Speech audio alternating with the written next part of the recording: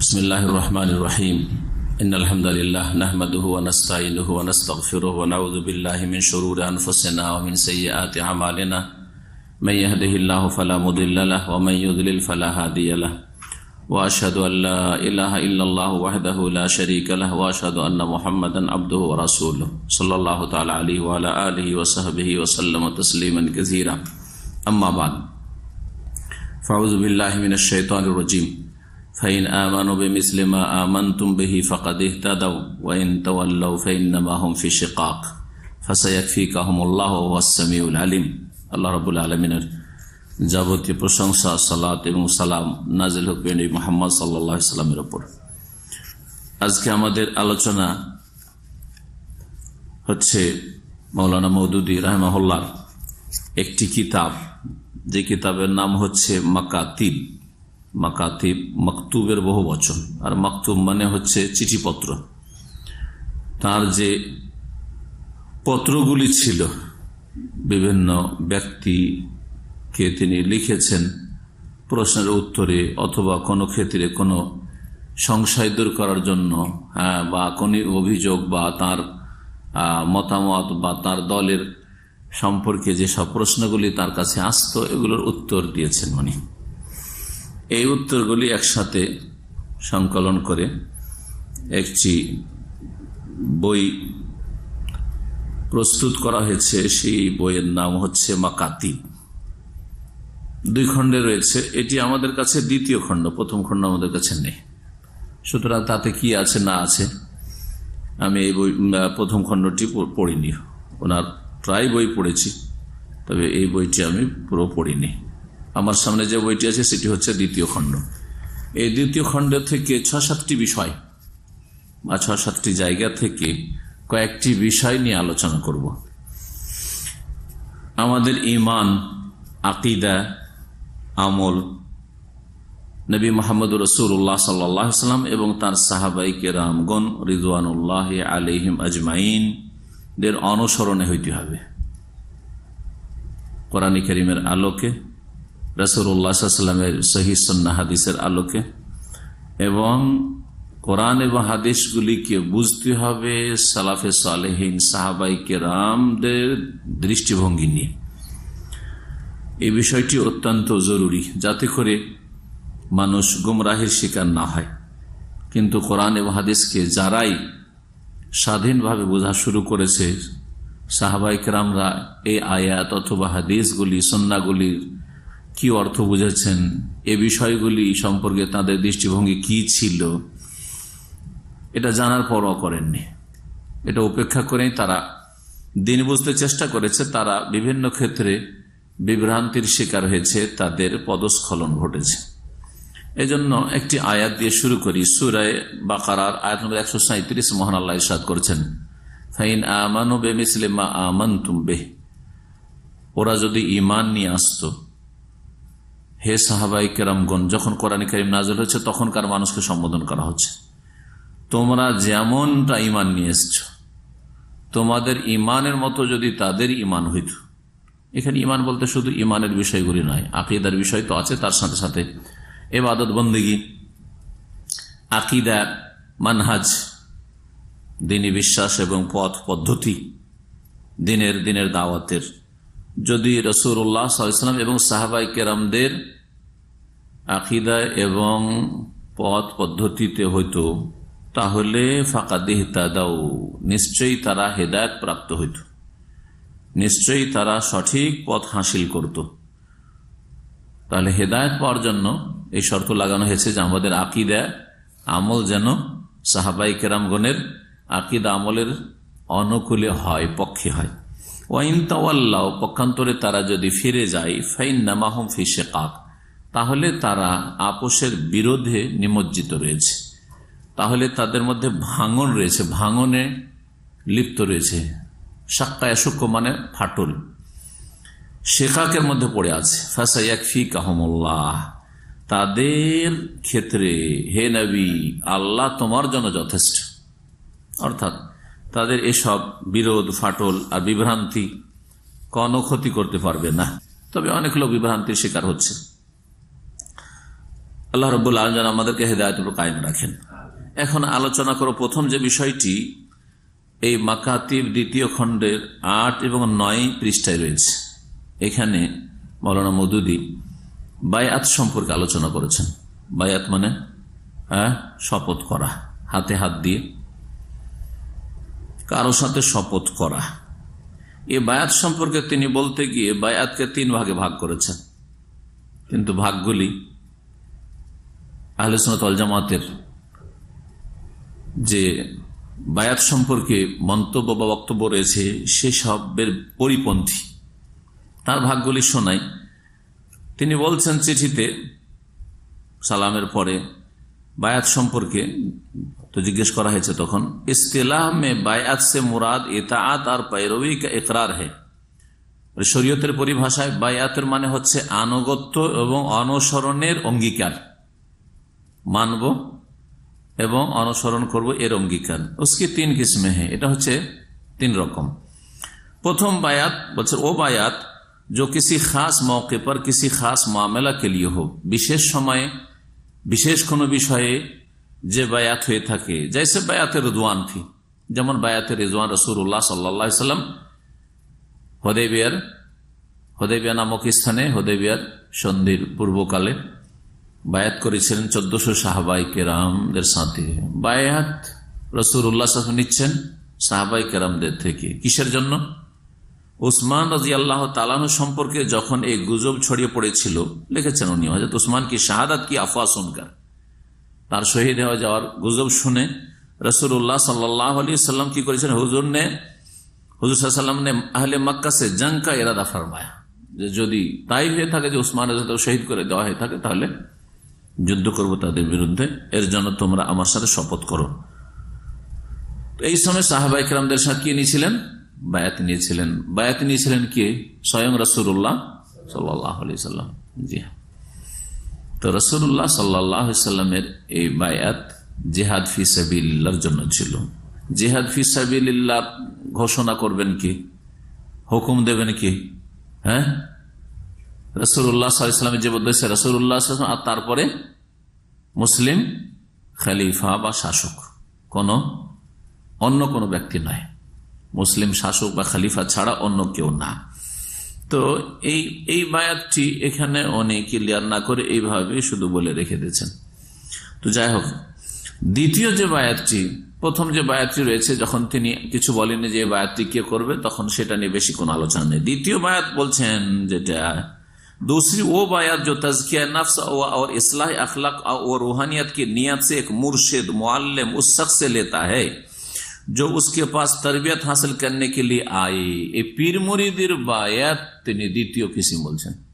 দ্বিতীয় রকম বায়াত হচ্ছে পীর সাহেব, যাকে তিনি বলছেন মুর্শিদ মুআল্লিম, এমন ব্যক্তির কাছ থেকে নিচ্ছে যে তার কাছে তরবিয়ত নেওয়ার জন্য, প্রশিক্ষণ নেওয়ার জন্য এসছে। কিসের? তাজকিয়া নফস, আত্মার পরিশুদ্ধির জন্য, আর ইসলাহ আখলাক, চরিত্রের সংশোধনের জন্য, ও রুহানিয়তের উদ্দেশ্যে, আধ্যাত্মিকতার নিয়তে। ভাষাগুলি সব যে ভাষাগুলি সুফিরা ব্যবহার করে থাকে। আর এই দ্বিতীয় বায়াত সম্পর্কে তারপরে 9 নম্বর পৃষ্ঠায় বলছেন, একবারে সাব্যস্ত করে যে পীর মুরিদের বায়াত ইসলামে আছে, কথা বলতে চাইছেন। বলছেন सूफिया किराम में जो बैअत राइज रही है वो दूसरी किस्म की है। সুফিদের মধ্যে, পীরদের মধ্যে যেসব বায়াতের প্রচলন আছে, সেটা এই দ্বিতীয় প্রকারের বায়াতটি। দ্বিতীয় প্রকারের বায়াতটি আর ও কোই জরুরি চিজ নেই, বলছে এটা ফরজ জরুরি নাই, কিন্তু নাজায়েজও নাই তার কাছে। তারপরে উনি বলছেন যে अगर कोई शख्स दीन का इल्म हासिल करे और अहकाम को समझकर उनकी पैरवी करने की कोशिश करे, দিন শিখছে আর শিখার পরে দিনের মাসলা মাসাইল বা দিনের বিধি বিধান জেনে ওই পীরের যদি पैरवी মানে অনুসরণ করে, তো কোনো দোষের কথা নয়, এটা তিনি সাব্যস্ত করছেন। তারপরে পীর মুরিদের তাসাউফের বায়াত তার কাছে স্বীকৃত। তৃতীয় যে বায়াতটি, সেই বায়াতটি আরো আপত্তি করা। বলছেন तीसरी बायत वो है जो इस्लामी जमात के अमीर या इमाम के हाथ पर की जाती है। তৃতীয় যে বায়াত, সেটা হচ্ছে দেখেন এই তিনটে বায়াতের একটিও কিন্তু খলিফাতুল মুসলিমিন বা মুসলিম শাসক রাষ্ট্রনায়কের নাম পর্যন্ত নিলেন না তিনি। প্রথম বায়াতটিও ছিল কিসের কোন বিশেষ অবস্থায়, কিন্তু কে নেবে কার হাতে করবে তিনি বললেন না। দ্বিতীয় বায়াতটা হচ্ছে পীরের কাছে মুরিদের বায়াত। আর তৃতীয় বায়াত বলছেন যে ইসলামী জামাত কে আমির ইয়া ইমাম কে হাত पर की जाती है। ইসলামী দলের, ইসলামী দেশের বলেননি উনি, ইসলামী দলের। তার মানে এখানে বলতে চাইছেন জামাত ইসলামের আমির যে আমি মৌলানা মওদুদি আমার হাতে যে বায়াত করবে এটা হচ্ছে তৃতীয় প্রকারের বায়াত। আর এখান থেকে আমাদের কিছু আলেমরা যে বায়াত করা শুরু করেছেন নিজের দলের না, তো এই মৌলানা মওদুদির এই বক্তব্য থেকে প্রভাবিত হয়ে আর এইরকমই গোরাবাদের মধ্যে, গোরাব আহলে হাদিস একটা ছোট্ট দল, একটা গোরাব আহলে হাদিস ভারত পাকিস্তানে আছে, আর বাংলাদেশে দুই একজন আলেম এরকম নাম শুনিয়েছে আছে ছড়িয়ে ছিটিয়ে, ওদের কাছে আছে। আর ওদের কাছে কিছু নতুন নতুন মশালা আছে, তার মধ্যে যে যারা গোরাবার লোক হবে তারা তাদের জাকাত ফিতরা সব জমা করবে কার কাছে, তাদের আমিরের কাছে জমা করতে হবে না, জি সব কিছু তাদের ফতোয়া আছে। তো এই ভুলটা মৌলানা মওদুদির কাছ থেকে নিয়ে অন্যরা ভুলের শিকার হয়েছে। জি বলছেন যে ইসলামী জামাত কে আমির ইয়া ইমাম কে হাত पर की जाती है उसकी नौयती है। এটা কি ধরনের হবে? কোন একটা ইসলামিক সংগঠন বা ইসলামিক দলের আমিরের হাতে যে বায়াত করবে, বলছে কি जब तक আমির ইয়া ইমাম আল্লাহ और रसूल का मुती हो, যতক্ষণ পর্যন্ত ইমাম বা আমির আল্লাহ এবং রসুল সাল্লাল্লাহু আলাইহি ওয়াসাল্লামের আনুগত্য করবে, उस वक्त तक जमात के तमाम अरकान पर उनकी इताअत फर्ज है। অতক্ষণ পর্যন্ত ওই ইসলামিক দলের আমিরের আনুগত্য করা কি ফরজ, এখানে ফরজ। পীর মুরিদের বায়াতের ক্ষেত্রে বলছেন যে অসুবিধা নেই, ওটা তরবিয়ত নেওয়ার জন্য ইসলামের জন্য যদি করে তো জায়েজ, আর এটা কি হয়ে গেল ফরজ। আর ফরজের দলিল, যে দলিলগুলি বায়াত যারা করে তারা বয়ান করে থাকে, যতগুলি গতকালকের আলোচনা যে বলছেন যতগুলি হাদিস রয়েছে আমির মানে শাসকের আনুগত্য ফরজ হওয়ার ক্ষেত্রে, সমস্ত হাদিসগুলি এই ক্ষেত্রে মৌলানা মওদুদি ফিট করেছেন। আর একটি হাদিসের অংশ এখানে উল্লেখ করেছেন উনি, বলছেন কারণ হাদিসে আছে মান মাতা ওয়া লাইসা ফি উনুকিহি বাইআ, কেউ যদি মারা যায় এমন অবস্থায় যে তার ঘাড়ে বা তার গর্দনে কোনো বায়াত নেই, কারোর সাথে বায়াত করে নেই, কারোর সাথে বায়াত করে নেই মানে ইসলামিক দলের আমিরের সাথে, হ্যাঁ না একটা দেশের জনগণ, একদল জনগণ আর একজন তাদের শাসক হবেন, সেই শাসকের আনুগত্য করতে হবে, জি যাতে করে একটা মুসলিম দেশে শান্তি প্রতিষ্ঠা হয় এবং গঠনমূলক সেখানে কাজ হয় ইসলামের স্বার্থে এবং মুসলিম উম্মার স্বার্থে এবং মুসলিম জনগণ সেখানকার দেশবাসীর স্বার্থে। এগুলো হচ্ছে উদ্দেশ্য আসলে মুসলিম শাসকের আনুগত্যের বায়াতের। কিন্তু না উনি বলছেন এখানে যে দলের আমিরের বায়াত কেউ যদি না নিয়ে মারা যায় তো মাতামিতাতান জাহিলিয়াতান, জাহিলিয়াতের মরণ মরবে, জাহিলিয়াতের মরণ মরবে। আর এইটাই বিশ্বাস হচ্ছে জামাত ইসলামীর, যে জামাত ইসলামীতে ঢুকে যদি তাদের আমিরের হাতে বায়াত না হয় তাহলে এই হাদিস ফিট, এই হাদিস ফিট হয়ে যাবে। এই ছিল বায়াত সম্পর্কে তার বক্তব্য। আর বেশি লম্বা না শুনিয়ে বায়াত সম্পর্কে সৌদি আরবের বড় বড় আলেমদের ফতোয়া রয়েছে, তার মধ্যে আল্লামা শেখ সালেহ ফৌজান হাফেজাহুল্লাহ ফতোয়া রয়েছে। তার ফতোয়ার একটা অংশ তিনি বলছেন যে এক দেশে একাধিক বায়াত নেই, এটা একটা পয়েন্ট তার আলোচনা থেকে গুরুত্বপূর্ণ। এক দেশে 2 বায়াত 3 বায়াত নেই, অর্থাৎ একটা বায়াত তো প্রত্যেক মুসলিমের হইতে হবে যে আমি দেশের একজন নাগরিক বা দেশের একজন প্রজা আর আমার শাসক আছে, সেই শাসকের সাথে বায়াত মুখে বলি আর না বলি সেটা আমার ওপর আছে, বায়াত ফরজে আছে যে আমার বড়রা আনুগত্য স্বীকার করেছে এবং এই দেশে একটা শাসন কায়েম হয়ে আছে, আমি এখানকার নিয়ম নীতিমালা আইন কানুন মেনে চলি, এটি হচ্ছে বায়াত। জরুরি না যে হাতে হাতে বায়াত করতে হবে বা তার সামনে গিয়ে স্বীকার করতে হবে, সবাইকে যেতে হবে না। আমাদের বড়রা একটা দল, সুরার লোকেরা যোগ্যতম ব্যক্তিরা যদি ঘোষণা করে দেয় যে এই শাসকের আনুগত্য প্রকাশ করলাম, বাকি আমরা তাদের আওতাভুক্ত বা তাদের তাবে, জি এটা হচ্ছে শরীয়তের বিধান। তাহলে এই একটা যে বায়াত, শরীয়তি বায়াত, এর আন্ডারে যদি বায়াত হয় একটা ইসলামী জামাতের আমিরের বায়াত, দ্বিতীয় এটা বায়াত হয়ে গেল। তৃতীয় আরেকটা হচ্ছে যে পীরের বায়াত, মুরিদরা পীরের কাছে বায়াত হচ্ছে, তাহলে তৃতীয় বায়াত হয়ে গেল। সবগুলি হচ্ছে নাজায়েজ এবং হারাম। ফতোয়া এখানে আমি নকল করেছি শেখ মোহাম্মদ বিন সালেহ ওসাইমিন রাহিমাহুল্লাহ তাআলা, তার লেখা আল বাবুল মফতুহ বলে যে মাকতাবা শামিলাতে যে ফতোয়াগুলি রয়েছে, তাতে তাকে জিজ্ঞাসা করা হয়েছে, তার এখানে দুটি ফতোয়া, একটি ফতোয়া শোনাই। তাকে জিজ্ঞাসা করা হচ্ছে হুকমুল বাইআত লি উমারায়ে তানজিমাত, বিভিন্ন যে দল সংগঠনগুলি রয়েছে এর যে আমির বা নেতারা বা সভাপতি, সেক্রেটারি, জেনারেল সেক্রেটারি, তাদের হাতে বাইআত, এর হুকুমটা কি? মা হুকমুল বাইআত লি আমিরি বাইআতুহু মুনফাসিল আন বাইআতি ওয়ালিল আমরিল আম। বলছেন যে এমন কোন আমির বা নেতার বায়াতের হুকুম কি যার বায়াতটা যে দেশের শাসক থেকে ভিন্ন আরেকটি বায়াত, এই বায়াতের হুকুম কি?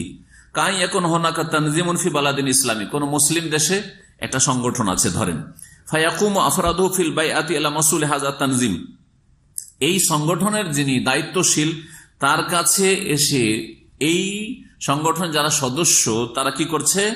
বায়াত করছে। কিসের ওপর? আলা সামঈ ওয়াত তাআহ, যে আমরা আমির সাহেবের কথা শুনবো এবং মানব বৈধ কাজে। ফামা হুকমুশ শরিয়া, শরীয়তের এই ক্ষেত্রে হুকুম কি?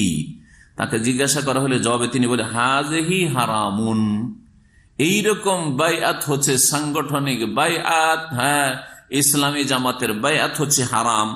ওয়ালা ইয়াহিল্লু আন ইউবাইয়া আহাদুন ফি মাকানিন ফিহি বাইআতুন ইসলামিয়্যা, যেখানে একটি বায়াত আছে মুসলিম শাসকের, তার আন্ডারে আবার বায়াত করবে, এইরকম বায়াত হালাল নয়। তবে হাদিসে যে রয়েছে সফরের ক্ষেত্রে, বিশেষ করে সফরে যদি তোমরা 2 জন বা 3 জন থাকো তো একজনকে কি করো? আমির বানাও। হ্যাঁ, ওইটা কিন্তু ওখানে বায়াতের কথা নেই। জি, বলছে নাম লাউ আম্মারুহু তামিরান লা আলা আন্নাহা বাইআতান আলা সামাতা, তবে গঠনমূলক কোন কাজের জন্য সফরে তো হাদিস রয়েছে, এমনকি যদি বাড়িতেও বা শহরেও বা গ্রামেও যদি একজনকে আমরা দায়িত্বশীল বানিয়ে দিই, বায়াত করে নয় তার সাথে, বরং এইরকম ভাবে যে তার কথা শুনবো এবং আনুগত্য করব, এরকম যদি হয়, ফাহাযা মামুরুন বিহি ফিস সাফার, সফরে হইলে এর নির্দেশ আছে। রাসূলুল্লাহ সাল্লাল্লাহু আলাইহি ওয়াসাল্লাম হুকুম করেছেন যে তোমরা যদি সফরে থাকো, ইজা কানা সালাসা ফি সাফার, 3 জন যদি কেউ সফরে হয়, ফালিউআম্মিরু আহাদাহুম, তাদের একজনকে আমির বানিয়ে দেবে। কারণ 2 জনে যদি মতবিরোধ হয় কোন ক্ষেত্রে, একজন বলছে যে না ফিরে চলে যাব তাড়াতাড়ি 3 জনের মধ্যে, আরেকজন বলছেন না এসেছে তো আরো 10 দিন থাকবো মক্কায় গিয়ে, তাহলে 2 জনের মাঝে ঝগড়াকে মিটাবে যিনি আমির হবেন। যেটা ভালো মনে করবেন, থাকবো আর থাকবো না চলে যাব, অথবা এর মাঝামাঝি একটা কোনো কিছু করব, তিনি সিদ্ধান্ত দেবেন। হাত্তা ইযা ইখতালাফা ইসনান, বলছে যে কারণ যদি এই 3 জনের 2 জনে মতবিরোধ করে, কানাল হুকমু ইয়াকুনুল হুকমু ইলাইহি, তাহলে তৃতীয় ব্যক্তি যিনি আমির তিনি চূড়ান্ত ফয়সালা করবেন, চলাফেরা, খাওয়া দাওয়া, কোন জায়গায় অবস্থান করা না করা ইত্যাদি সম্পর্কে। তারপরে আম্মা ফি দাখিলিল বালাদ ফালা বায়াত, শহরে আছেন, বাড়িতে আছেন, গ্রামে আছেন, আর বায়াত বলছেন কোন বায়াত নেই। ফি দাখিল বালাদ লাইসাত মাশরুআ, শরীয়ত সম্মত নয়। ওয়া কাযালিকা নাফসুল বায়া ইন্নী বায়াতুকা হাযা মামনুন মুতলাকান হাত্তা ফিস সাফার, এমনকি সফরে যদি বলে যে আমরা 3 জন, আমি তো আপনার সাথে বায়াত করছি, এইরকম বায়াত নেই। তবে তার কথা মানব, তিনি যেভাবে হুকুম করবেন চলবো, তিনার সিদ্ধান্ত, কারণ তাকে আমরা আমির বানিয়েছি, এইরকম করবে। আর একটি জিজ্ঞাসা তাকে করা হয় যে ফাজিলাতুশ শেখ মা হিয়া শুরুতুল বায়া, বায়াতের শর্ত কি? তবে সেই সম্পর্কে তিনি বলছেন আল বাইআ আল্লাতী তাকুনু ফি বাযিল জামাআতি, কিছু জামাতে, ইসলামিক দলে যে বায়াত রয়েছে সেটা হচ্ছে বাইআতুন মুনকারাতুন শাযাতুন, এটি মুনকার এবং শায মানে হচ্ছে ইসলামের অধিকাংশ বা ওলামাদের ফতোয়া বিরোধী। সাজ ফতুয়া বলা হয় যে কেউ তেমন 4 ইমামের কেউ ফতুয়া দেয়নি, একটা নতুন এমন ফতুয়া নিয়ে আসলো, তাও হাদিস দ্বারা সেটা শক্তিশালী দলিল ভিত্তিক নয়, এইরকম ফতুয়াগুলিকে সাজ বলা হয়। লিআন্না তাতাদাম্মান আন্নাল ইনসান ইয়াজআলু লিনাফসি ইমামাইনি ওয়া সুলতানাইনি, কারণ যখন আপনি অন্য কারো হাতে বায়াত করলেন তখন যেন আপনি আপনার দেশে 2 জন ইমাম বা 2 জন শাসক কি করলেন, শাসকের স্বীকৃতি দিলেন যে দেশের সরকার একটা আমার শাসক, তার আনুগত্য আমার কাঁধে ফরজে আছে, আর আরেকজনের আনুগত্য ফরজে আছে, তিনি হচ্ছেন আমার আমিরে জামাত, আমার হচ্ছে আমিরে জামাত। আল ইমামুল আজম, যিনি বড় ইমাম মানে দেশের শাসক, আল্লাযী হুয়া আলা জামিল বিলাদ, গোটা দেশের মালিক, ওয়াল ইমামুল্লাযী বায়াহু, আর আরেকজন ইমাম বা আমির আপনার হয়ে গেলেন যার সাথে বায়াত করেছেন। তাহলে 2 ইমাম 2 ইমামের আনুগত্য আপনি নিজের উপর ফরজ করলেন। ওয়া তাকযী ইলা শাররিন বিল খুরুজ আলাল আইম্মা,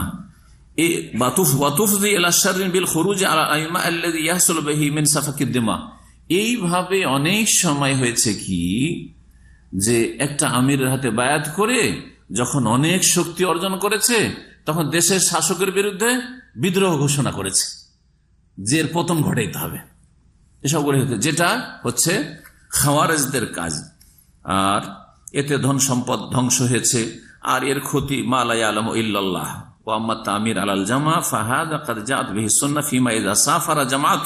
হ্যাঁ, একটা দলের একজনকে আমির বানানো, বায়াতটা এক নয়, আমির বানানো, এটা সুন্নাহ দ্বারা প্রমাণিত। ওই বিষয়ে এজা সাফার, এই ক্ষেত্রে যখন সফর করবে তাদের একজনকে আমির বানানো, আইয়ু আমিরু আহাদাহুম, লিকাউল বাবুল মফতু, 6ষ্ঠ খণ্ড 33 পৃষ্ঠা। দ্বিতীয় যে বিষয়টি সেটা রয়েছে এই মাকাতিব 2য় খণ্ডের 96-97 পৃষ্ঠা। মাকাতিবগুলো চিঠির নাম্বারও আছে। যে বায়াতের বিষয়টি বললাম এটা হচ্ছে 3 নম্বর চিঠি, মওদুদী সাহেবের কিতাবের 3 নম্বর চিঠি। আর এখন যেটা আলোচনা করব সেটা 53 নম্বর চিঠি, পৃষ্ঠা নম্বর 96-97। এতে কি বলছেন? এতে যে বিষয়টা আছে সেটা হচ্ছে ভারত পাকিস্তান ভাগ হয়েছে। ভারত পাকিস্তান ভাগ হয়েছে কত সালে? 1947 ভারত পাকিস্তান ভাগ হয়েছে। তো উনি বলছেন যে সরকারি চাকরি করা একটা বিষয়, তারপরে সরকারের আদালতের কোন কর্মী হওয়া, চাকরিজীবী হওয়া, সে জজ হোক অথবা সেখানে ওকালতি করা হোক, এইরকমই সরকারের যে সংসদ রয়েছে, পার্লামেন্ট রয়েছে, পার্লামেন্টের মেম্বার হওয়া, এমপি হওয়া, সদস্য হওয়া, এগুলি ভারত বিভক্তির আগে জায়েজ ছিল না, হারাম। আর ভারত বিভক্ত হওয়ার পরে জায়েজ। এখানে যে কথাগুলি বলতে চাইছেন এটা হচ্ছে চাকরি করা, হ্যাঁ, সরকারি কোনো আপনি কর্মকর্তা হবেন এটা। আর একটা হচ্ছে যে দেশ পরিচালনার ক্ষেত্রে সদস্য হওয়া, পার্লামেন্টের সংসদ সদস্য হওয়া। সংসদ সদস্য হলে কি করতে হবে? ইলেকশনে অংশ নিতে হবে, গণতন্ত্রে অংশ নিতে হবে। এই গণতন্ত্রের কথাও তিনি বলতে চাইছেন। তো গণতন্ত্র সম্পর্কে মওলানা মওদুদীর অনেকগুলি কিতাব পড়েছে যেগুলিতে একবার স্পষ্ট ভাষায় যখন ভারত পাকিস্তান ভাগ হয়নি তখন তার ফতোয়া ছিল যে গণতন্ত্র কি, জমহুরিয়াত যেটাকে বলা হয় উর্দু ভাষায়, যেটাকে ডেমোক্রেসি বলা হয়, গণতন্ত্র, সেটা হারাম শুধু না, কুফরি। কি? কুফরি মতবাদ। আর যখন পাকিস্তান হয়ে গেল তারপরে তিনি ভারতের পাঞ্জাব পাঠানকোট থেকে হিজরত করে, সেখানে ছিল জামাত ইসলামের হেড অফিস অখণ্ড ভারতের পূর্ব পাঞ্জাবে, বা যেটা ভারতের পাঞ্জাবে এখন শিখদের স্টেট। ওখান থেকে হিজরত করে চলে গেলেন পশ্চিম পাকিস্তানে, তখন তিনি জায়েজ করে দিলেন। তখন সরকারি চাকরি করা জায়েজ, ওকালতি জায়েজ, আদালতে জজ হওয়া জায়েজ, তারপরে পার্লামেন্টের সদস্য হওয়া জায়েজ, ইলেকশনে অংশ নেওয়া জায়েজ, গণতন্ত্র জায়েজ, সব জায়েজ। জি, এই বিষয়টি পড়ে শোনায়। উনি বলছেন চিঠিতে चिट्ठी नंबर 53 बोलছেন हम तकसीम में इससे पहले हुकूमत की मुलाजमत, वकालत, असेंबलियों की रुकनियत, अदालतों से रुजू सबको नाजायज समझते थे। बोलছেন আমি এই ভারত ভাগ হওয়ার আগে সরকারি চাকরি করা মুলাজমত, ওয়াকালাত ওকালতি করা, তারপর অ্যাসেম্বলি মানে হচ্ছে আপনার স্টেটেরটাকে অ্যাসেম্বলি বলা হয়। এক এক স্টেটে, যে ভারতে যেমন স্টেট আছে ওইরকম পশ্চিম পাকিস্তানের কয়েকটা স্টেট আছে। এক এক স্টেটের যে আপনার অ্যাসেম্বলি মানে হচ্ছে যেটাকে বলা হচ্ছে যার সদস্যদেরকে এমএলএ বলা হয়। হ্যাঁ, এক একটা প্রদেশের যে আপনার বিধানসভা আর একটা হচ্ছে লোকসভা, যেটা আপনার কেন্দ্রের। তো বিধানসভার সদস্য হওয়া অথবা লোকসভার সদস্য হওয়া, এমপি হওয়া বা এমএলএ হওয়া, এইসব। তারপরে আদালতও সে রুজু করনা মানে আদালতে বিচার চাওয়া, এই তাগুতদের আদালতে বিচার চাওয়া তার ভাষায়। এইসবকে কি মনে করতেন তিনি? নাজায়েজ মনে করতেন। আর এই জন্যই আমার সাথে যেসব জামাত ইসলামীর মানে উচ্চপদস্থ লোকের পরিচয়, তার মধ্যে আমির জামাত ইসলামী পশ্চিমবঙ্গের ছিলেন। তিনি সরকারি চাকরি হারাম মনে করে ইস্তফা ছেড়ে দিয়ে এসে এই জামাতের আমির, প্রথম ভাইস প্রেসিডেন্ট ছিলেন, মানে নাইবে আমির ছিলেন, তারপরে আমির হয়েছিলেন। এদের অনেক রুকুন বুঝেন তো, জামাত অনেক রুকুনরা সরকারি চাকরি ছেড়ে দিয়েছে। এই সরকারের তাগুত সরকারি চাকরি করা জায়েজ নয়। এখানে যে বিষয়টি দেখাবার সেটা হচ্ছে যে গণতন্ত্র প্রথম দিকে তার কাছে হারাম ছিল, যখন ভারত পাকিস্তান ভাগ হয়নি। আর ভারত পাকিস্তান ভাগ হওয়ার পরে পাকিস্তান আমলে গণতন্ত্র কি হয়ে গেল? হালাল বা জায়েজ হয়ে গেল। এই কথা তিনি বলতে চেয়েছেন। যদি কোনো কিছু কোরআন এবং হাদিসের দলিল ভিত্তিক হারাম হয়, তো সেটা হালাল কি করে হইতে পারে? সেটা কুফরি হইলে সেটা ইসলাম কি করে হইতে পারে? সেটা যদি কুফরি হয়, তাহলে সেটা দিয়ে ইসলাম প্রতিষ্ঠা, রাষ্ট্রীয় পর্যায়ে ইসলাম প্রতিষ্ঠা কি করে হইতে পারে? অবৈধ পন্থায় আপনি ইসলাম প্রতিষ্ঠা করবেন? এটা তো রাসূলুল্লাহ সাল্লাল্লাহু আলাইহি ওয়াসাল্লাম, সাহাবায়ে কেরাম, তাবেঈন, তাবা তাবেঈনের আদর্শ নয়, বরং কোরআন সুন্নাহর শিক্ষা না। প্রথম কথা, গণতন্ত্রতে সৎ ও অসৎ, মুসলিম কাফের, আল্লাহর ওলি শয়তানের ওলি সমান, যেটা কোরআন এবং হাদিস বিরোধী। 2 নম্বর কথা, যে এই গণতন্ত্রের অনেক ক্ষতির দিক রয়েছে। আর সেটা যদি হারাম হয়ে থাকে, তো হারাম উপায় অবলম্বন করে আপনি একটা ভালো কাজ করতে চাইবেন, এটা তো শরীয়ত সমর্থন করে না। ইমাম মালিক রহমতুল্লাহ আলাইহির উক্তি এখানে বলতে চাইছিলাম। ইমাম মালিক রহমতুল্লাহ আলাইহির একটি উক্তি রয়েছে, এই ক্ষেত্রে বলা যেতে পারে, লা ইয়াসলুহা আখিরু হাযিহিল উম্মাহ ইল্লা বিমা সালাহা বিহি আউয়ালুহা। এই উম্মতের শেষ যুগের সমস্যার সমাধান একমাত্র সেই পথেই হবে যেই পথে এই উম্মতের প্রথম যুগের লোকদের সমস্যার সমাধান হয়েছে। তো রাসূলুল্লাহ সাল্লাল্লাহু আলাইহি সাল্লামের সাহাবায়ে কেরামদের জামানায়, তাবেঈনদের জামানায় যে সমাধান ছিল, সেই সমাধান ছাড়া অন্য কোনো সমাধান যদি কেউ খুঁজে, কোনোদিন তা দিয়ে সমাধান হবে না, আরো সমস্যা বাড়বে। যার ফলে দেখেন সারা পৃথিবীতে কোথাও এই গণতান্ত্রিক পদ্ধতিতে কোনো সৎ বা যোগ্য নেতা পাওয়া যায় না।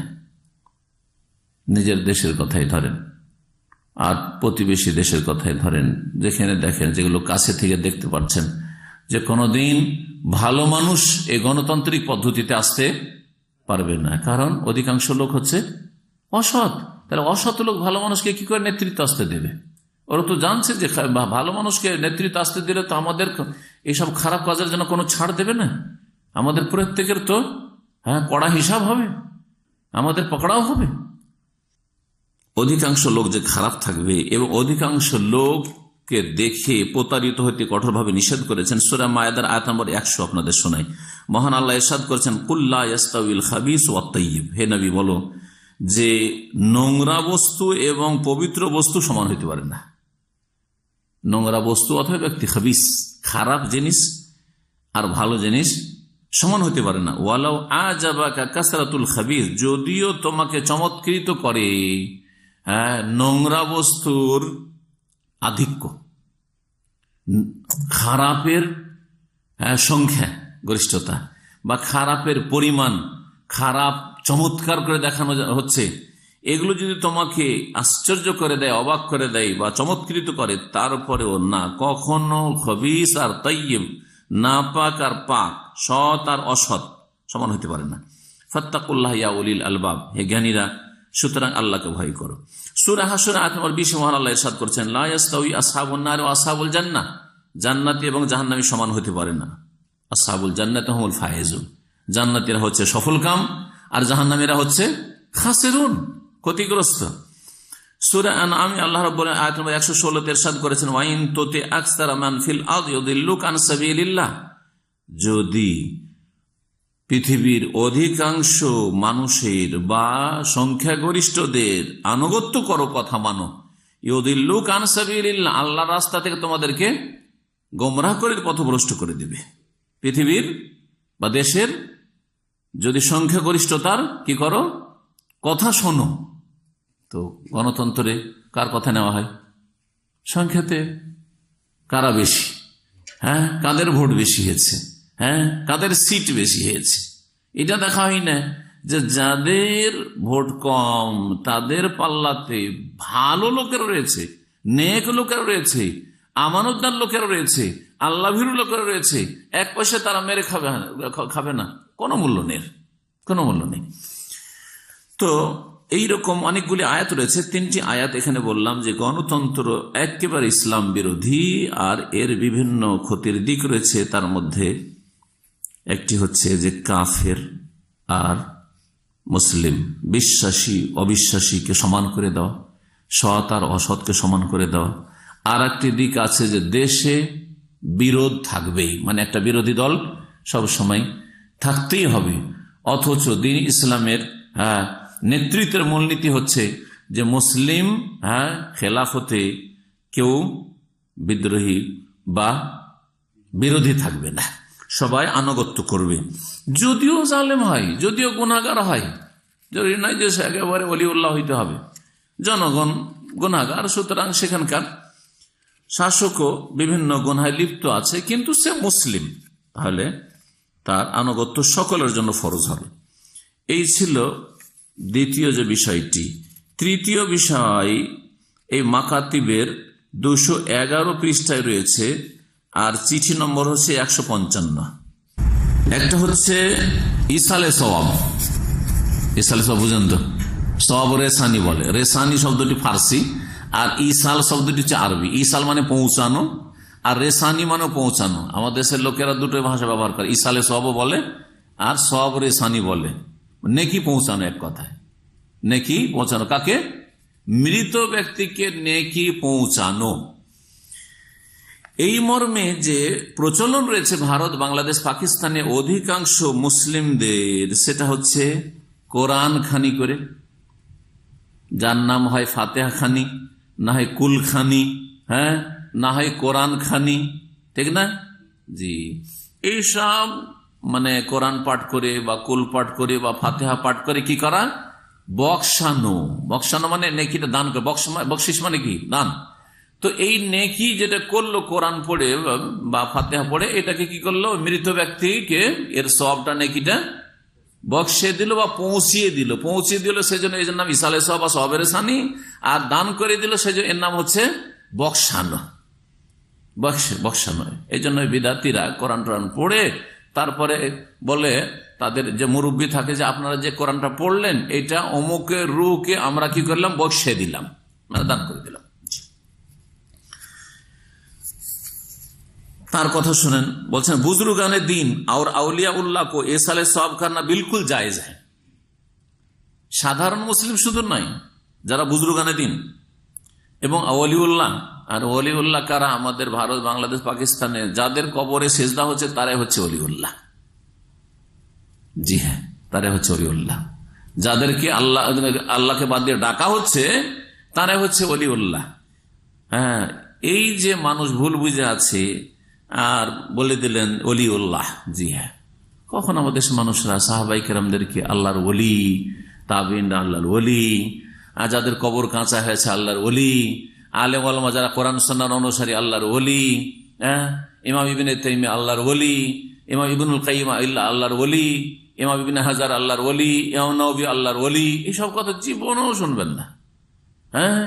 এমনকি ইমাম আবু হানিফা, শাফি, মালিক, আহমদ আল্লাহর ওলি, আবু বকর, উমর, উসমান, আলী আল্লাহর ওলি, এসব কথা শুনবেন না। শুনবেন আল্লাহর ওলি মানে আব্দুল কাদের জিলানী, খাজা মঈনুদ্দিন চিশতি, আর তারপরে বায়েজিদ বোস্তামি, আর তারপরে আপনার শাহজালাল, শাহপরান, আর অমুক আর তমুক, এইসব ওলিউল্লাহ।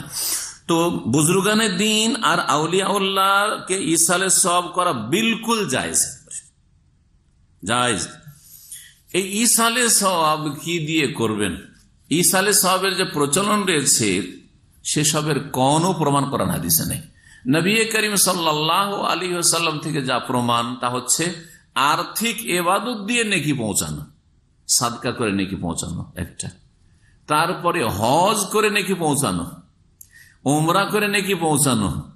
জি হ্যাঁ, ওয়াকফ, ওটাও অর্থের, মসজিদ করে দিলেন, মাদ্রাসা করে দিলেন, এতিমখানা করে দিলেন, ইসলামিক লাইব্রেরি কায়েম করে দিলেন, গরিবের বাড়ি তৈরি করে দিলেন, গরিবের বাড়িতে পানির ব্যবস্থা দিলেন, তারপরে যে এইরকম যে কোনো দান খেরাত হতে পারে, অস্থায়ী হোক আর স্থায়ী হোক, এগুলো দিয়ে সওয়াব রেসানিবাদ এগুলোর নেকি পৌঁছানোর দলিল রয়েছে।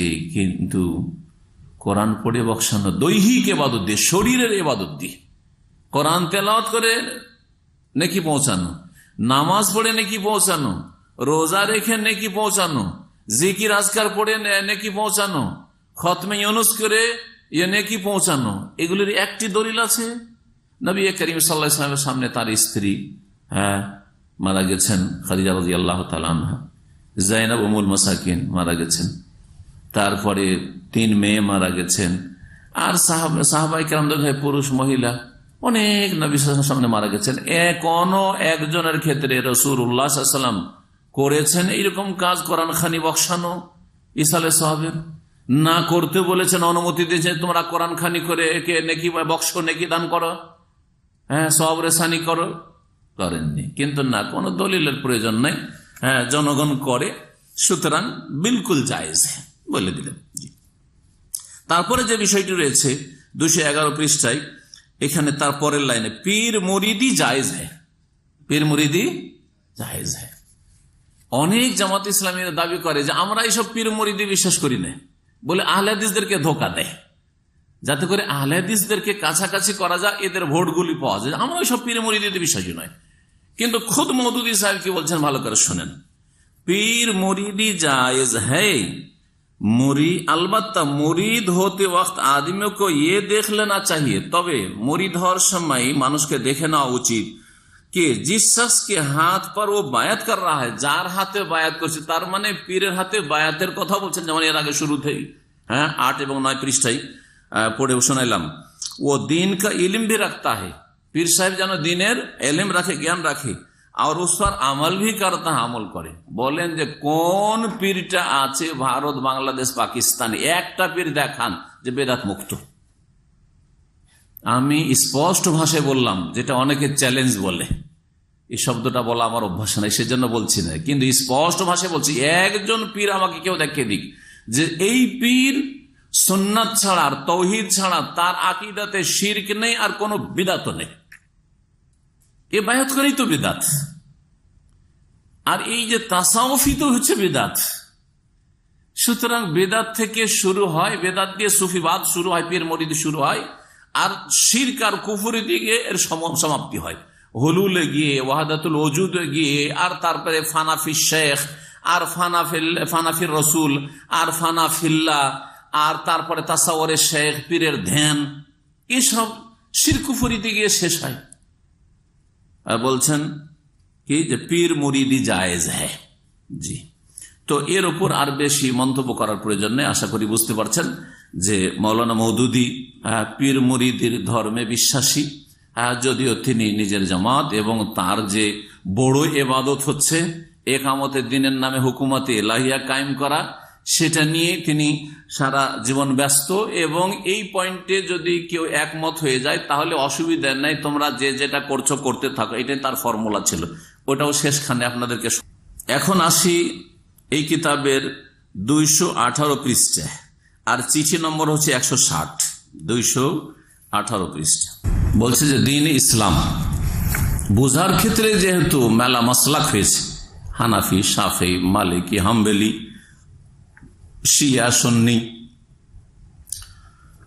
সুতরাং এই ক্ষেত্রে তিনি বলছেন যে যার যেটা ইচ্ছা মানবে, যার যেটা ইচ্ছা মানবে। তার ভাষায় শোনাই যে ইসলামী রাষ্ট্র কায়েম হলে সেখানকার আইন কানুন কিসের ভিত্তিতে হবে? একটা হচ্ছে কোরআন সুন্নাহ ভিত্তিক, না ওটাতে তিনি একমত না, সম্ভব না বলছেন ওটা। আর একটা হচ্ছে যে সেখানকার সংখ্যাগরিষ্ঠ কোন মযহাব ফলো করে, এই ফর্মুলাতে মৌলানা মওদুদী আছেন। বলছেন যে সেই দেশের যদি অধিকাংশ জনগণ হানাফি ফিকহে বিশ্বাসী, হানাফি মযহাবে বিশ্বাসী, তাহলে হানাফি ফিকহ দিয়ে দেশ পরিচালিত হবে। সেই দেশের জনগণের মেজরিটি, সংখ্যাগরিষ্ঠ যদি শিয়া রাফেজি হয়, তাহলে সেখানে ফিকহে জাফরি যেটার নাম, যেটাতে জাল আর গুমরাহি ভরা, আর সাহাবায়ে কেরামদেরকে গালমন্দ করা, আর শাইখাইন আবু বকর, ওমর এবং তৃতীয় খলিফা উসমান রাদিয়াল্লাহু তাআলা আনহুম আজমাইন, তাদের তাকফির করা, তাদেরকে কাফের বলা, যাদের ধর্মকর্ম, সেটাই হবে সেখানকার আইন কানুন। এই বিষয়টি হচ্ছে এমন মারাত্মক আকীদার গুমরাহি মৌলানা মওদুদীর যে আজ পর্যন্ত জামাতে ইসলামী শিয়াপন্থী, এই মৌলানা মওদুদীর এইসব বক্তব্যের কারণে আর এসব লিখনির কারণে। আর এই কারণেই কুয়েতে একজন বড় আলেম এবং দায়ী ছিলেন ভারতের নাগরিক আল্লামা শেখ সালাহুদ্দিন মকবুল হাফিজাহুল্লাহ তাআলা। তিনি বর্তমানে ভারত জমিয়ত আহলে হাদিসের আমির, সভাপতি। তিনি তার একটি কিতাব লিখছেন জওয়াবে ফি ওয়াজহি সুন্নাহ কাদিমান ওয়া হাদিসান। এই কিতাবের কথা এর আগের আলোচনা তো বলেছি। সেই কিতাবে মৌলানা মওদুদী সম্পর্কে লিখতে গিয়ে তিনি বলেছেন যে মৌলানা মওদুদী কে ছিলেন, শুধু একটা বাক্য শোনাচ্ছে ওনার। কিতাবটা থাকলে নিয়ে এসে পড়ে শোনাইতাম, কিন্তু এক সময় ছিল, জানি না কোন ভাই যে নিয়েছে, তারপরে ভুলে গেছি যে কাকে দিলাম বা কার কাছে গেল, এরকম হয় অনেক সময় কিতাবের ক্ষেত্রে। তো ওই কিতাবটা লিখছেন যে মওদুদী শিইউন ইয়াতাসাত্তারু বিসুন্নাহ, মৌলানা মওদুদী আসলে শিয়া, আর তিনি সুন্নার বা সুন্নিদের মুখোশ পরিধানকারী, সুন্নিদের লেবাস পোশাক পরে আসলে তিনি শিয়া। না হলে এসব কথা কি করে বলতে পারেন? জি, আর শিয়ার সমর্থন কি করে করতে পারেন? আর এই খোমাইনি যখন ফ্রান্সে নির্বাসিত ছিল, সেখান থেকে নিয়ে সেই পশ্চিমা কুফরি শক্তি তাকে রেজা শাহ পাহলভীর পরে যখন বসালো ইরানের নেতৃত্বে, গদিতে, তখন অভিনন্দন এবং মোবারকবাদ দেওয়ার জন্য স্পেশাল ফ্লাইট করে জামাত ইসলামীর পাকিস্তান, পশ্চিম পাকিস্তান, পূর্ব পাকিস্তান আর ভারতের সমস্ত জামাত ইসলামের নেতারা এসে মৌলানা মওদুদীর নেতৃত্বে, জি হ্যাঁ, আর ইখওয়ানীদের, মিশরের ইখওয়ানীদের বড় বড় নেতারা সবাই এসে অভিনন্দন জানিয়েছে, মোবারকবাদ জানিয়েছে। কাকে? এই খোমেনিকে। খোমেনিকে যদি মৌলানা মওদুদী মোবারকবাদ জানায় আর ইখওয়ানীরা মোবারকবাদ জানায়, তাহলে কেন বড় বড় জামাত ইসলামীর বাংলাদেশের বক্তারা ইমাম খোমেনি বলবে না? অথচ সে হচ্ছে বড় কুফরির ইমাম। জি হ্যাঁ, আর আদর্শ কেন বলবে না? বলছেন মৌলানা মওদুদী, তার ভাষায় শোনায়, তিনি দেশের আইন কানুনকে দুই ভাগে ভাগ করেছেন। দেশের আইন কানুন দুই ভাগে বিভক্ত। বলছেন किताब और सुन्नत की ताबीर के मामले में हमें और आपको आम मुल्की कानून, आम मुल्की कानून माने पब्लिक लॉ, साधारण जेटा लॉ, जी है, अल कानून अल मदनी, सिविल लॉ, जी, और शख्सी कानून একটা হচ্ছে পার্সোনাল ল। পার্সোনাল ল বলতে মুসলিমদের বোঝায় কি?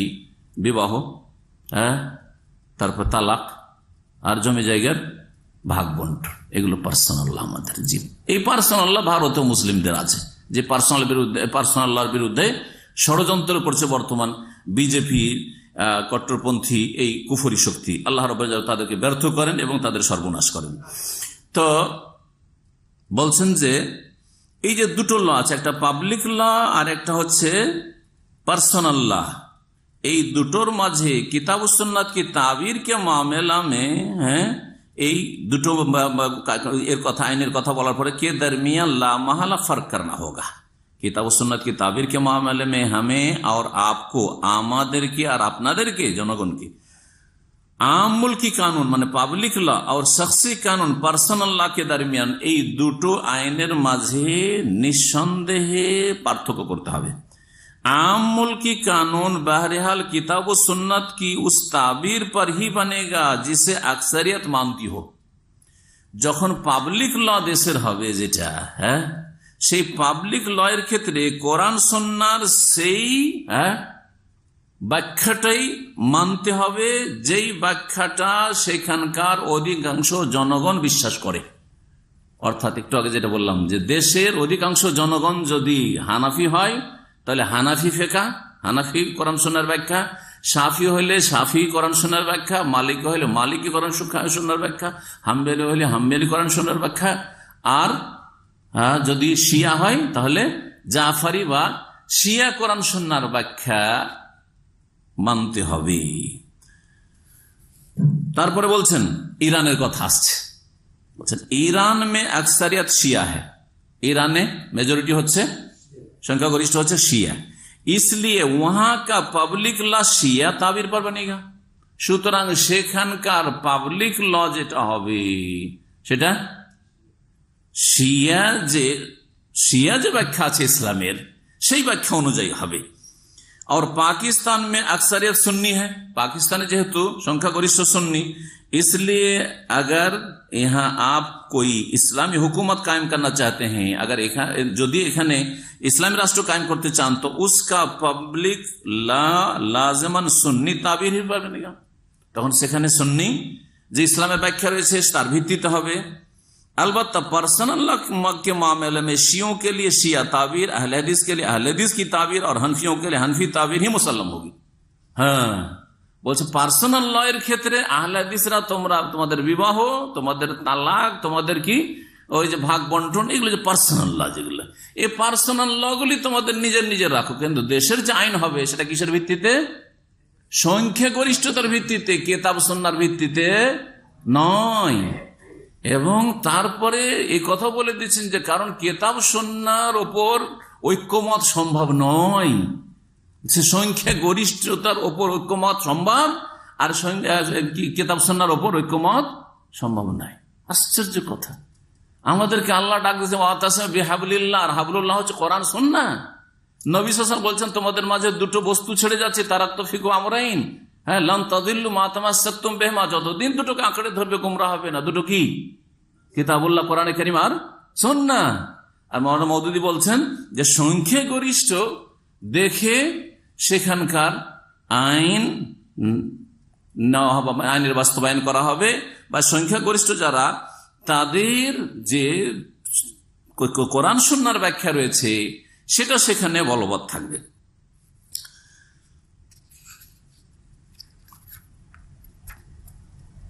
তারপরে বলছেন ইস উসুলি বাত কো আগার তসলিম না কিয়া যায়, এই যে আমি যেটা বললাম যে যেখানে দল ভারী, যেই দলটা ভারী ওই দলের কি চলবে?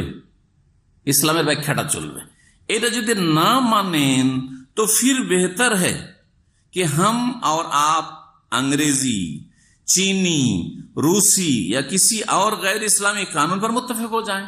যদি কোরআন সুন্নাহর ব্যাখ্যার ক্ষেত্রে যেখানে যেটা দল ভারী ওই দলের ইসলামের ব্যাখ্যা না নি, তাহলে হয় ইংরেজদের অথবা চাইনিজদের অথবা রাশিয়ানদের অথবা কোন নন ইসলামিক আইন কানুনের উপর আমাদেরকে একমত হইতে হবে। কোথায় নিয়ে যাচ্ছে? কিতাব সুন্নাহর কাছে আসার তৌফিক হইল না। क्योंकि किताब सुन्नाह কেন কিতাব সুন্নাহর কাছে? আমরা যে কিতাব সুন্নাহ কোরআন সুন্নাহ বলছি, কোরআন সুন্নাহর কাছে কেন আসা যাবে না? বলছেন क्योंकि किताब सुन्नत की कोई ऐसी ताबीर मुमकिन नहीं है। কোরআন সুন্নাহর এমন ব্যাখ্যা মুমকিন অসম্ভব নয়, जो पब्लिक लॉ के मामले में हनफियों, शियों और अहले हदीस के दरमियान मुत्तफिक अलैह हो। যে কোরআন সুন্নাহর এমন একটা ব্যাখ্যা করব যেটা পাবলিক লয়ের ক্ষেত্রে হানাফি, শিয়ার, আহলে হাদিসের মাঝে ঐক্য তৈরি করতে পারে, এটা নাকি সম্ভব না। যার ফলে যদি সংখ্যাগরিষ্ঠতার খেয়াল করে সেখানে যারা সংখ্যা বেশি তাদের দৃষ্টিভঙ্গির বাস্তবায়ন না হয়, তাদের ফিকহের বাস্তবায়ন না হয়, তাহলে নাকি আমাদেরকে কাফেরদের আইন দিয়ে দেশ পরিচালনা করতে হবে। পৃষ্ঠা নম্বর 225, মাকাতিব দ্বিতীয় খণ্ড 225 পৃষ্ঠা। এই শিয়াদের সাথে মিত্রতার প্রমাণ তার, যা শুনলেন আর এর সাথে আরো শোনেন কি বলছেন। তিনি বলছেন, আগার मैं ईरान का বাসিন্দা হতা, আমি যদি ইরানের নাগরিক হইতাম, বাসিন্দা মানে বলছেন ইরানের যদি নাগরিক হইতাম, তো হারগিজ ইয়ে মোতালাবা না করতা, তাহলে কখনো আমি কোশ্চিন কাল, হারগিজ মানে কোশ্চিন কালো এই ডিমান্ড করতাম না কি कि यहाँ मुल्क का पब्लिक ला जाफरी फिके पर मबनी ना हो, যে ইরানের পাবলিক লা জাফারি ফিকা না হোক, আমাদের ফিকা হোক। যেহেতু মাওলানা মওদুদী হানাফি ফিকা হোক, এটা আমি কখনো চাইতাম না। ইরানের নাগরিক হলে আমি সেখানে জাফারি ফিকে মেনে চলতাম, কোন আপত্তি করতাম না। বুঝছেন না? জি হ্যাঁ, এ হচ্ছে ইরান এবং রাফেজি শিয়াদের সাথে মাওলানা মওদুদীর মিত্রতা, যা স্পষ্ট। এটি ছিল তার চিঠি নম্বর 166। আরো শোনেন এ মাকাতিব দ্বিতীয় খণ্ড 246 পৃষ্ঠায় কি বলছেন, এবং চিঠি নম্বর হচ্ছে 186, 246 পৃষ্ঠা।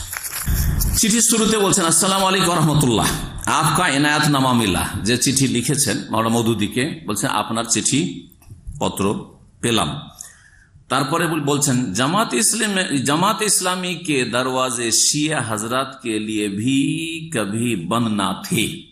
জামাতে ইসলামী দরজা শিয়াদের জন্য কখনো বন্ধ ছিল না, মানে তাদের জন্য খোলা আছে। আসেন আপনারা আমাদের এই জামাতে ইসলামীতে অংশ নেন, সদস্য হন। जो शख्स भी, এখন শুনেন তো জামাতে ইসলামী হওয়ার জন্য কি করা লাগবে এটা শুনেন। जो शख्स भी जमात के मकसद से इत्तेफाक करी वो उसका मुत्तफिक बन सकता है। জামাত ইসলামীদের কাছে প্রাথমিক সদস্য হওয়া হচ্ছে মুত্তাফিক হওয়া। ওদের উর্দু টার্মগুলি এখনো ভারতে, তো পশ্চিমবঙ্গে বাঙালিরা এই ভাষাতে ব্যবহার করা যায় না। বাংলাদেশে কি বলে? সাথী বলে মনে হয় আপনাদের, নাকি? সাথী, ওই সাথীটা হচ্ছে মুত্তাফিক। প্রাথমিক স্তর হচ্ছে সাথী হওয়া, মানে মুত্তাফিক হওয়া। মুত্তাফিক মানে একমত হওয়া। বলছেন যে জামাত ইসলামীর যে লক্ষ্য উদ্দেশ্য রয়েছে তার সাথে কেউ যদি একমত হইতে পারে তাহলে সে হচ্ছে মুত্তাফিক বা সাথী সে, ঠিক আছে। और जो जमात के दस्तूर को कबूल कर ले, और जो जमात इस्लामीर दस्तूर माने तो बुझছেন আইন কানুন, যে জি জামাত ইসলামীর যে ল বা আইন কানুন, যদি তাদের কি বলে যেটাকে, যে কোনো সংগঠনের যেটা থাকে গঠনতন্ত্র, হ্যাঁ দস্তুর, মাশাআল্লাহ, জি হ্যাঁ মনে করিয়ে দিয়েছেন। জামাত ইসলামের গঠনতন্ত্র যদি কবুল করে নেয়, যে আমি এই জামাতের গঠনতন্ত্র কবুল করে নিলাম, আমাকে মঞ্জুর, ও রুকুন ভি বান সকতা হয়, তাহলে সে কি হয়ে যাবে? রুকুন হয়ে যাবে। এই রুকুন কথাটি কিন্তু বাংলাদেশেও আছে, তাই না? রুকুন মানে কর্নার, শাব্দিক অর্থ আরবির রুকুন। জি, রুকুন মানে ভিত, হ্যাঁ, রুকুন মানে সদস্য। উর্দুতে রুকুন মানে হচ্ছে সদস্য, আরবি অর্থ থেকে উর্দুতে গেছে রুকুন মানে হচ্ছে আমি অমুক দলের রুকুন মানে সদস্য। জি, তখন সদস্য হল সে রুকুন পর্যায়ের সদস্য। ये जमात तो फिरका बंदी के तासुबात को खत्म करने के लिए बनी है। বলছি এই দল জামাত ইসলামী তো এই দলাদলি আর যে গোঁড়ামি রয়েছে এটা নিশ্চিহ্ন করার জন্য তৈরি হয়েছে। इसमें हर फिरके का मुसलमान अपने मसलक पर कायम रहते हुए इस्लाम की सरबुलंदी और इस्लामी निजाम के क़याम के मकसद के खातिर दूसरे मसलकों के मुसलमानों से मिलकर काम कर सकता है। বলছেন ভালো করে শুনুন, বলছেন যে এই জামাত ইসলামীতে যে কোনো দলের মুসলমান আপনি মসলক পর কায়েম रहते हुए নিজের মজহাব মসলকের ওপর কায়েম থেকে, অর্থাৎ দেওবন্দি থেকে, তবলিগি থেকে, বেরলবি থেকে, আটরসি থেকে, মাইজ ভান্ডারি থেকে, দেওয়ানবাগি থেকে, শিয়া রাফেজি থেকে, আহলেদিস থেকে, হ্যাঁ, হানাফি, শাফি, মালিক, হাম্বলি সব নিজের মসলাকে থেকেই मुसलमानों से मिलकर काम कर सकता है। बोलছেন इस्लाम की है कायम रहते हुए, अपने मसलक पर कायम रहते हुए इस्लाम की सरबुलंदी और इस्लामी निजाम के क़याम के मकसद के खातिर, ইসলামকে শক্তিশালী করার জন্য এবং ইসলামিক যে শাসন রয়েছে এটা প্রতিষ্ঠার উদ্দেশ্যে दूसरे मसलकों के मुसलमानों से मिलकर অন্যান্য মসলাকের যে অন্যান্য মুসলিম রয়েছে তাদের সাথে মিলে কাজ করতে পারে। জামাত ইসলামীতে সবাই কাজ করতে পারে। এই জন্য আপনাদেরকে মনে এক সময় শুনিয়েছিলাম যে মৌদুদির একটা ক্যাসেটে এই কথাটাই শুনেছি যে আলহামদুলিল্লাহ তিনি গর্ব করে বলছেন আমাদের দলে हमारी जमात में देवबंदी भी है, बरेलवी भी है, अहले हदीस भी है, यहाँ तक के শিয়া भी है। বললেন যে শিয়াও আমাদের দলে আসতে পারে, শিয়াদের জন্য দরজা কখনো বন্ধ করিনি, খোলা আছে। আহলে হাদিসের জন্য খোলা আছে। কতক্ষণ পর্যন্ত খোলা আছে? কিসের ভিত্তিতে খোলা আছে? বাস একটা টার্গেটে একমত হয়ে যান। কি টার্গেট? একামতের দিনের ব্যাখ্যা হলো হুকুমতে এলাহিয়া। হ্যাঁ, কি করতে হবে? আমাদেরকে ক্ষমতা নিজের হাতে নিতে হবে। যে গত সপ্তাহে বলেছি যে সুফি নাজির আহমদ কাশ্মীরির যে মন্তব্য জামাত ইসলামী সম্পর্কে, যে ইসলাম কা লেবাদা ওড়কে হেগেল কা নজরিয়া পেশ কিয়া হয়। একটা সলেহীন নেক লোকদের গোষ্ঠী দল তৈরি করো, শক্তিশালী দল তৈরি করো, যারা অসৎ লোকদেরকে কি করবে, হ্যাঁ, তাদের পতন ঘটাবে, তাদের কাছ থেকে ক্ষমতাকে ছিনিয়ে নেবে। যেমন হেগেল থিওরি পেশ করেছিল, যে জার্মান যে দার্শনিক, সে থিওরি পেশ করেছিল যে সর্বহারাদের একটা দল তৈরি করব আমি, আর এই দল তৈরি করে সর্বহারার কি করবে, এই পুঁজিপতি আর এই জমিদার, যে যারা কোটি কোটি টাকার মালিক, যাদের পয়সার শেষ নাই, আর কেউ বাড়ি নেই, ঘর নেই, ফুটপাতে, এরা ওদের কাছ থেকে ধন সম্পদ কি করবে, ছিনিয়ে নেবে। ওই থিওরি থেকে তখন এইটাকে ইসলামের উপর ফিট করে তিনি জামাত ইসলামী কায়েম করেছেন এবং ইসলামের এক্সপ্লেন ব্যাখ্যা করেছেন, যেটা ইসলামের ভুল ব্যাখ্যা পুরো। জি হ্যাঁ, যে একটা সলেহীনের দল তৈরি করে তলেহীন খারাপ লোকদের হাতে যে নেতৃত্ব চলে গেছে তাদের কাছে কি করতে হবে, কেড়ে নিতে হবে। এই জামাতে তাহলে সবাই কি হতে পারে, অংশ নিতে পারে। নিজের মসলাকে কায়েম থেকে শিয়া আবু বকরকে গাল দিচ্ছে, ওমরকে গাল দিচ্ছে, ওসমানকে গাল দিচ্ছে, কাফের বলছে, কোনো অসুবিধা নেই এই জামাত ইসলামের কাছে যদি বলে যে একামতের দিনের তোমার ব্যাখ্যাটা ঠিক। কিন্তু আমার মতো লোক যারা কোরআন এবং হাদিসের দলিল ছাড়া কোনো কথা মানেও না আর বলেও না ইচ্ছে করে, সে যদি শুধু বলে একামতের দিন মানে তৌহিদুল উলুহিয়া, তৌহিদুল ইবাদা থেকে শুরু করা, আর একামতের দিন মানে তৌহিদুল হাকেমিয়া, না ক্ষমতা দখল করা নয়, তাহলে আমি ইসলামের দুশ্মন। হ্যাঁ, আমি ইসলামের দুশ্মনদের এজেন্ট, আর তারপরে ইহুদিদের দালাল, আর তারপরে কারো পাঁচাটা কিছু গোলাম, এগুলো আমি তাদের কাছ থেকে উপাধি পাব। এটা হচ্ছে জামাত ইসলামীর আচরণ।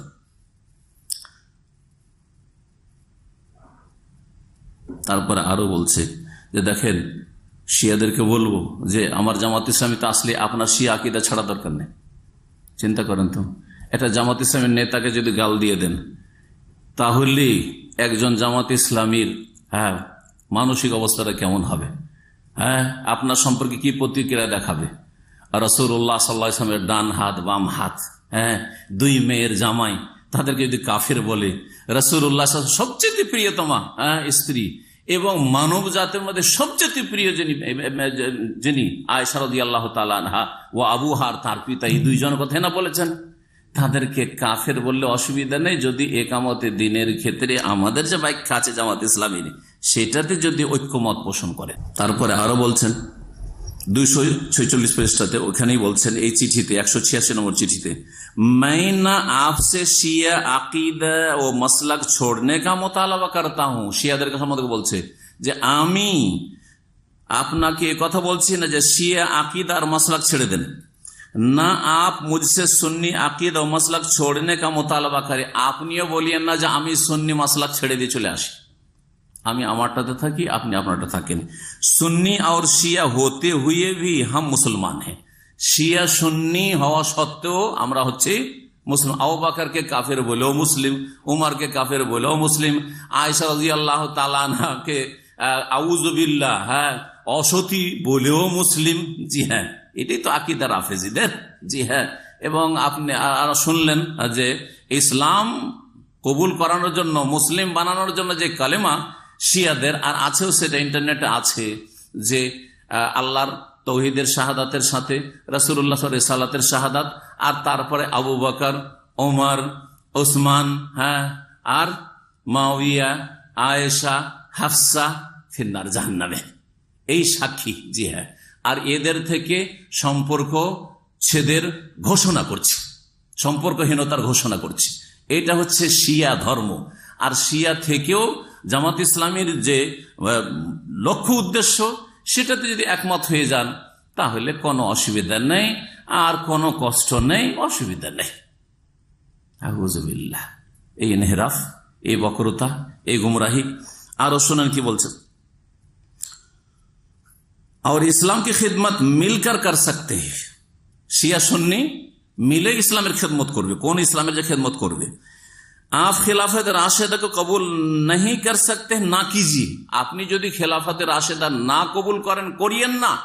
শিয়াদেরকে বলছে, कोई आपसे ये मुतालबा नहीं करता कि आप पहले 3 खुलाफा को मान लें।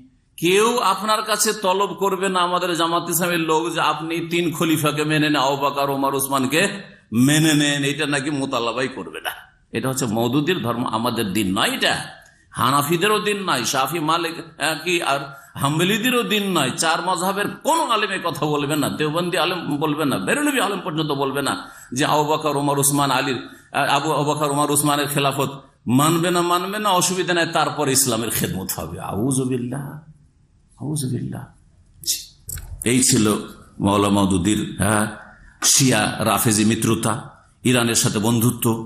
আর যার ফল আজকে মাওলানা মওদুদির পরেও 50-60 বছর হয়ে যাচ্ছে, তারপরও দেখছেন যে আজকে হুসি, বাগি, জালেম এবং ষড়যন্ত্রকারী বিরুদ্ধে সৌদি আরবের যে লড়াই চলছে, তাওহীদ এবং শিরক কুফরির লড়াই, সে লড়াইয়ের ক্ষেত্রে হুসিদের পক্ষ জামাত ইসলামের লোকেরা নিয়ে থাকে। ইরানের পক্ষে তারা কথা বলে, হ্যাঁ, আর সৌদি আরবের বিরুদ্ধে তারা বিষোদ্গার করে। সৌদি আরবের বিরুদ্ধে কখনো খোলাখুলি বলে, আর যদি নাও বলে ভিতরে তাদের গলিজ ভর রয়েছে, বিদ্বেষ, শত্রুতা ভর রয়েছে। এবং সরাসরি আমার সাথে, এখন তো নয়, অনেক আগে, ইসলামী রাষ্ট্র পৃথিবীতে যদি থাকে তো ইরান আছে। এটা হচ্ছে জামাত ইসলামের কথা, কোন দেওবন্দিও বলবে না, এটা বেরেলভি পর্যন্ত বলবে না। কারণ অন্তত তাদের আবু বকর, ওমর, ওসমানের সাথে মহব্বতটা ঠিক আছে। বেরেলভিরা কবর বাজারে সেজদা করছে, শিরক করছে বড়, কিন্তু আবু বকর, ওমর, ওসমানের এহতেরামের ক্ষেত্রে, আয়েশা রাদিয়াল্লাহু তাআলা এহতেরামের ক্ষেত্রে আমাদের সাথে তারা একমত। কিন্তু এই মওদুদি মতবাদ, জি হ্যাঁ, শিয়া বানিয়ে ফেলেছে আকীদার ক্ষেত্রে, মানহাজের ক্ষেত্রে। এই জামাত ইসলামের ভাইদেরকে, বন্ধুদেরকে আল্লাহ রাব্বুল আলামিন যেন ওই সব বিভ্রান্তদেরকে ফিরে আসার তৌফিক দান করেন, যারা এখনো এই জামাতে ভুলবশত বা অজ্ঞতার কারণে বা অনেকে খুলুসিয়াতের খাতিরে ধোঁকাকে প্রতারিত, তাদের ব্যানারে প্রতারিত হয়ে যে এর মাধ্যমে ইসলাম কায়েম হয়ে যাবে রাষ্ট্রীয় পর্যায়ে, এসবে ধোঁকা খেয়েছে, প্রতারিত হয়েছে। আল্লাহ তাদেরকে ফিরে আসার তৌফিক দান করেন। কখনো এইভাবে ইসলাম কায়েম হবে না। এই গুমরাহির মানহাজ নিয়ে যতক্ষণ পর্যন্ত কোরআন সুন্নাহর দিকে ফিরে না আসবো আমরা, বা তারা ফিরে না আসবে, আর যারা দুনিয়া থেকে চলে গেছে এইসব গুমরাহির ওপর না জানা অবস্থায়, বুঝতে পারেনি, তাদের সংশয় ছিল, আল্লাহ যেন তাদের গুনাহ খাতা মাফ করে দেন। আবার তাদের জন্য দোয়া করি, আল্লাহ যেন তাদের মাফ করে দেন। আল্লাহ রাব্বুল আলামিন যেন আমাদেরকে হেদায়েতের পথে রাখেন, আর হেদায়েতের উপর অটল থাকার তৌফিক দান করেন, ইস্তেকামা দান করেন। শিরক থেকে, বিদআত থেকে, গুমরাহি থেকে, আকীদা ও মানহাজের বিভ্রান্তি থেকে আমাদের আহলে হাদিস ভাই বোনদের ফিরে আসার তৌফিক দান করেন, এবং সেসব থেকে বেঁচে থাকার তৌফিক দান করেন। কারণ আহলে হাদিস ভাইদেরকে আমাদের জামাত ইসলামী ভাইয়েরা অনেক সময় ধোঁকা দিয়ে থাকে যে আমাদের আর আপনাদের মাঝে আকীদার কোনো পার্থক্য নাই। আশা করি এইসব আলোচনাগুলি স্পষ্ট হবে যে আমাদের সাথে তাদের আকীদারও ইখতিলাফ রয়েছে আর মানহাজের ইখতিলাফ রয়েছে। শিয়াদের সাথে, রাফেজিদের সাথে যারা আবু বকর, ওমর, উসমানকে জাহান্নামী মনে করে, তাগুত মনে করে, কাফের মনে করে, আয়েশা রাদিয়াল্লাহু আনহা কাফের মনে করে, হাফসা রাদিয়াল্লাহু আনহা কাফের মনে করে, বরং প্রায় সবগুলি 5 জন সাহাবী ছাড়া সবাইকে বলে মুরতাদ বলে থাকে, তাদের কিতাবে স্পষ্ট রয়েছে এবং এই আকীদাতেই তারা বিশ্বাসী। এই জন্য ইরানের যদি কোনো পত্র পত্রিকা বা লিটারেচার পড়েন ইরান এমবেসি থেকে, আমি এক সময় দিল্লিতে ইরান এমবেসি গেলাম দেখার জন্য, যাই তো কিছু লিফলেট দিল, পড়ে দেখলাম, পত্রিকা দিল তাদের, পড়ে দেখলাম যে এই 3-4 জন সাহাবী ছাড়া কারো নাম নেই তাতে। খুব চালাক তারা, তাতে গালাগালি নেই, এটা তাদের কৌশল, তাকিয়া। হ্যাঁ, আবু বকর, ওমর, উসমানের নাম পর্যন্ত নেই, আলীর নাম নাই, ফাতেমার নাম নাই, হাসানের নাম নাই, হোসেনের নাম নাই, আবু জারের নাম আর নাই মিকদাদ বিন আসওয়াদ। এই 5-6 জন সাহাবী ছাড়া আর কোন সাহাবীর নাম পাবেন না তাদের লিটারেচারে। জি, এটা অনেকে বুঝে না, কিন্তু আমি যেই কথা বললাম এটাকে যখন মিলিয়ে দেখবে ওদের লিটারেচারের সাথে, তখন দেখবে আরে এতে কখনো কেন আবু হুরায়রার নাম পাই না, কখনো আব্দুল্লাহ বিন উমরের নাম কেন পাই না, কখনো আব্দুল্লাহ বিন আব্বাসের নাম কেন পাই না, কখন আব্দুল্লাহ বিন জুবাইরের নাম কেন পাই না। তখন দিমাগ খুলবে। এই দিমাগ খোলার প্রয়োজন রয়েছে যাতে আমাদের প্রতারিত আহলে হাদিসগুলি এই জামাত ইসলামের বিভ্রান্তি থেকে ফিরে আসে। কারণ অনেক আহলে হাদিসরা বড় আশা আকাঙ্ক্ষা নিয়ে যে এরাই মনে হয় ইসলাম রাষ্ট্রীয় পর্যায়ে কায়েম করে দিবে, সুতরাং এই দলে জড়িয়ে গেছে। আল্লাহ এদেরকে ফিরে আসার যেন তৌফিক দান করেন আর আমাদের আগামী প্রজন্মকে এই সব গুমরাহি থেকে বেঁচে থাকার যেন তৌফিক দান করেন। ও সাল্লাল্লাহু আলা মুহাম্মদ ওয়া আলা আলিহি ওয়া সাহবিহি।